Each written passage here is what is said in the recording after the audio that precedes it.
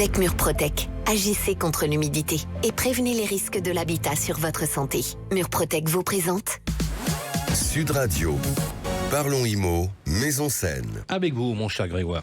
Et oui, votre chronique Maison Saine pour comprendre ensemble comment nos gestes du quotidien peuvent influencer notre santé à l'intérieur même de notre logement. Et aujourd'hui, on parle d'un réflexe très banal, mais parfois problématique. Étendre son linge à l'intérieur, dans le salon ou dans une chambre, est-ce vraiment sans conséquence? Alors pour en parler, j'accueille l'expert international du sujet, Édouard David, responsable de l'engagement sociétal chez Murprotec. Bonjour Édouard.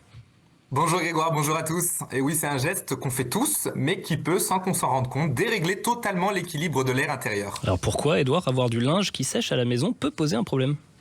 Eh bien, quand on étend du linge à l'intérieur, on libère beaucoup d'humidité dans l'air. En moyenne, plus de 2 litres d'eau pour une lessive qui est classique. Si le logement n'est pas bien ventilé ou si le taux d'humidité est déjà élevé, cette vapeur d'eau reste piégée dans les pièces. Résultat, augmentation du taux d'humidité, souvent au-delà des 65-70%, condensation sur les vitres et à terme moisissure acariens et pollution de l'air. J'imagine que ça a des conséquences concrètes sur notre santé?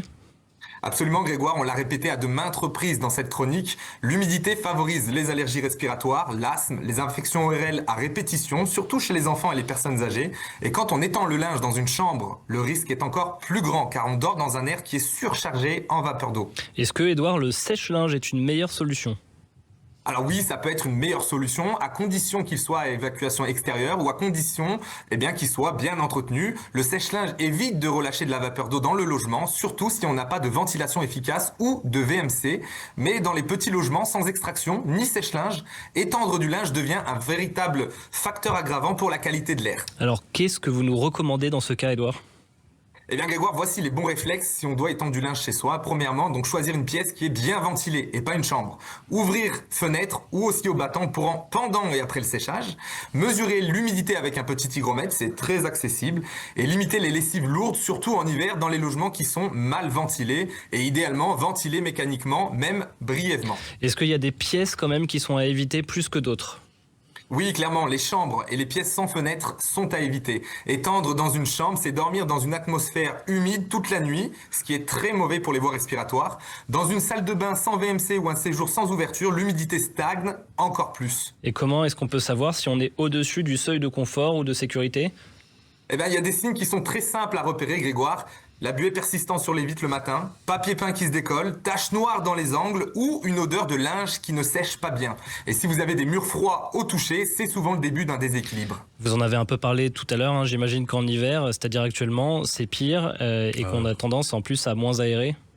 Exactement, l'hiver on chauffe plus, mais on aère moins. Résultat, l'humidité s'accumule et le linge met plus de temps à sécher. Et plus le séchage est long, plus il relâche de la vapeur dans l'air. Allez Édouard, un petit mot de conclusion. Oui, un logement humide ne se repère pas toujours, mais les gestes du quotidien peuvent tout changer. Étendre son linge n'est pas un problème en soi, mais dans un air qui est déjà saturé, sans ventilation, ça devient un vrai facteur de déséquilibre. Et à long terme, ça peut nuire à notre santé et à celle de nos proches. Merci beaucoup Édouard David pour ces conseils utiles. On se retrouve la semaine prochaine pour une nouvelle chronique Maison Saine sur Sud Radio. Sud Radio. Parlons Immo, Maison Saine. avec Murprotec, agissez contre l'humidité et prévenez les risques de l'habitat sur votre santé.